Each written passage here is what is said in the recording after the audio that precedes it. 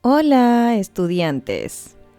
Al fin hemos llegado a la unidad número 1 de geometría euclidiana. La primera lección de esta unidad es algo muy suavecito, los polígonos. Vamos a ver primero los tipos de polígonos. Bueno, se pueden clasificar de varias formas, pero esta es una de las más básicas. Hay dos tipos de polígonos, los polígonos que se llaman polígonos convexos, que son este tipo de polígonos que si yo le hago una línea, siempre va a chocar en dos puntos o menos. Y hay otro tipo de polígonos que se llaman polígonos cóncavos, que si yo trazo una línea, puede que toquen más de dos puntos. En este caso tocan 4 puntos. Entonces esto es un polígono cóncavo. También se pueden clasificar de otras dos maneras. Cuando yo tengo polígonos que todas sus medidas de todos los lados son iguales, a este tipo de polígonos se le llaman regulares. Por el contrario, cuando encontramos polígonos que no todos sus lados miden igual, se le llaman irregulares. Entonces están los regulares y los polígonos irregulares. Recuerden esto que es importante. Vamos a ver la suma de los ángulos internos de cualquier polígono. Para esto vamos a crear un patrón. Primero vamos a tener un triángulo que tiene 3 lados y ya sabemos que la suma de sus ángulos internos son 180, lo vimos en una clase pasada. ¿Qué pasa con un cuadrilátero, con algo que tiene 4 lados? ¿Cuánto suman sus ángulos interiores? También habíamos visto esto en clase. En un cuadrilátero se pueden formar dos triángulos, por lo tanto 180 por 2 y eso da 360. Recuerden que son los triángulos más grandes que se pueden formar dentro. Vamos a ver qué pasa con un pentágono. En un pentágono yo puedo formar 3 triángulos, los más grandes posibles. Entonces sería 180 por 3 y eso nos daría 540. ¿Qué pasa con un hexágono? Una figura de 6 lados. Bueno, en este hexágono podemos formar 4 triángulos internos. Entonces cada triángulo, su suma son 180, 180 por 4 serían 720. Y así podríamos seguir y seguir y seguir con las figuras, pero la idea es encontrar un patrón. Veamos. El triángulo tiene un solo triángulo interno, los cuadriláteros tienen 2 triángulos internos, los pentágonos podríamos formar 3 triángulos internos y en los hexágonos habíamos formado 4 triángulos internos. La idea es que encontremos un patrón. Este tiene 3 lados, 4, 5 y 6 lados. Entonces, en una figura de n lados, ¿cuántos triángulos internos se van a formar? Fíjense, este 3 tiene 1, el de 4 tiene 2 triángulos, el de 5 3 y el de 6 4. Si nos damos cuenta, siempre la cantidad de triángulos internos que se van a formar, hay que restarle 2 a la cantidad de lados. Por lo que la suma de los ángulos internos sería 180 por n menos 2, para una figura de n lados. Vamos entonces a resumirlo acá. La suma de los ángulos interiores de cualquier polígono va a ser 180 multiplicado por n menos 2, donde n es la cantidad de lados y n menos 2 entonces sería la cantidad de triángulos internos que se pueden formar. Por ejemplo, un octágono es una figura que tiene 8 lados. Entonces, ¿cuánto sumarán sus ángulos internos? Siguiendo por ese patrón, serían 180 por 8 menos 2, o sea, 180 por 6. Y eso nos daría 1080. Como las resoluciones de los videos. Medida de un solo ángulo interno.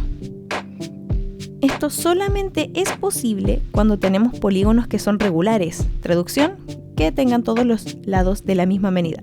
Por ejemplo, este es un pentágono, muy mal hecho, discúlpenme la figura, pero supongamos que todos sus lados son iguales, por lo tanto sus 5 ángulos también miden lo mismo. Tiene 5 lados, entonces la suma de todos sus ángulos sería 180 por 3, porque son 3 triángulos, y eso nos daría 540. Pero ¿cómo yo puedo saber uno solo? Bueno, como todos los ángulos interiores miden lo mismo, y yo sé que todos juntos miden 540, solo basta con dividirlos por 5, porque son 5 ángulos idénticos. Así que uno solo serían 108 grados. Entonces, para cualquier polígono regular, un solo ángulo, ¿cuánto va a medir? Bueno, ya sabemos la suma de todos, simplemente hay que dividirlo por la cantidad de ángulos que tiene. Ahora vamos a ver los cuadriláteros. Ya habíamos adelantado un poquito esto en clase. Hay varios tipos de cuadriláteros, pero vamos a ir primero con los que son los paralelogramos, o sea que tienen sus lados paralelos. Hay varios tipos. Vamos a ir con el primero, el más famoso de todos, el cuadrado. ¿Qué propiedades tiene el cuadrado? Bueno, disculpen la figura, no parece un cuadrado, pero supongamos que es un cuadrado. Primero, el cuadrado tiene todos sus lados de igual medida, por lo tanto sus ángulos también, pero sus ángulos miden 90 grados en el cuadrado. Existen más propiedades del triángulo, por ejemplo, que sus diagonales se cruzan en un ángulo de 90 grados. Y también que estas diagonales miden exactamente lo mismo y se dimedian, quiere decir que justamente se cortan por la mitad. Y aparte son bisectrices, o sea, cortan los ángulos de 90 grados en 45 grados cada uno. Ya sabemos que su área es a cuadrado y su perímetro es 4a. Ahora vamos con el segundo paralelogramo, que es el rombo. El rombo se parece mucho al cuadrado, pero está como medio ladeado. También tiene todos sus lados de igual medida. Los ángulos que están frente a frente miden exactamente lo mismo, porque son ángulos entre paralelas, y esto ya lo habíamos visto. Y estos juntos son 180 grados porque son ángulos entre paralelas. Así que si yo sumo un ángulo que está adyacente al otro, va a dar siempre 180. En el rombo, las diagonales no miden lo mismo, pero sí cortan en un ángulo de 90 grados y también se dimedian. O sea que se cortan justo en la mitad. Otra propiedad de las diagonales es que también son bisectrices, o sea que estos ángulos son iguales y entonces pasa que son bisectrices en todos. Este es el rombo. Vamos con el siguiente paralelogramo, el rectángulo.